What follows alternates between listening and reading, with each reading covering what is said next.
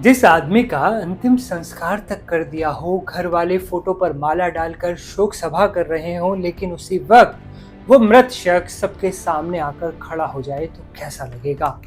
जी हाँ, ऐसा ही कुछ हुआ है गुजरात के मेहसाणा में। खबर के मुताबिक पिछले महीने 27 अक्टूबर को 43 साल के ब्रजेश सुधार अचानक घर से गायब हो गए थे। परिवार ने ब्रजेश की खोज की, लेकिन कुछ पता नहीं चला। आखिर में उन्होंने नरोदा थाने में लापता होने की शिकायत दर्ज करवा दी। कुछ दिनों बाद नरोदा पुलिस को एक शव मिला। पुलिस ने ब्रजेश के परिवार को बुलाकर शव की शिनाख्त करने के लिए कह दिया। परिवार के कुछ लोग थाने भी चले गए।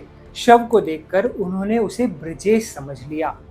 फिर पुलिस ने अपनी जरूरी फॉर्मेलिटी कर शव परिवार वालों के सुपुर्द कर दिया।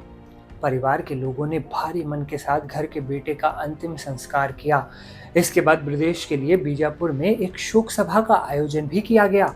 16 नवंबर को शोक सभा चल रही थी कि ब्रजेश अपनी शोक सभा में जीवित पहुंच गए, और जब उन्होंने अपनी तस्वीर पर फूलमाला चढ़ी देखी तो सन्न रह गए। हालांकि उन्हें जिंदा देखकर परिवार में खुशी की लहर दौड़ आई। अब सवाल पहला ये कि ये ब्रजेश आखिर इतने दिनों से कहाँ गायब थे। तो इसका जवाब देते हुए ब्रजेश ने बताया कि मैं शेयर मार्केट का काम करता था और हाल के दिनों में मुझे काफी आर्थिक नुकसान हुआ था। इस वजह से मैं बेहद तनाव में था और यही तनाव मेरे घर से गायब होने का कारण था।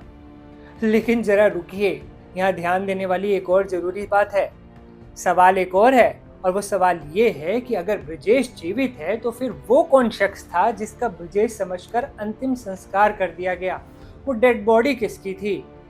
ब्रजेश के जीवित लौटने पर परिवार ने इसकी सूचना पुलिस को दे दी है, और अब मेहसाणा पुलिस इस मामले की जांच में जुट गई है कि वो लावारिस लाश किसकी थी। हम उम्मीद करते हैं आपको हमारा वीडियो पसंद आया होगा। ऐसी ही विचित्र खबरों के लिए आप देखते रहें एनडीटीवी का यूट्यूब चैनल। नमस्ते।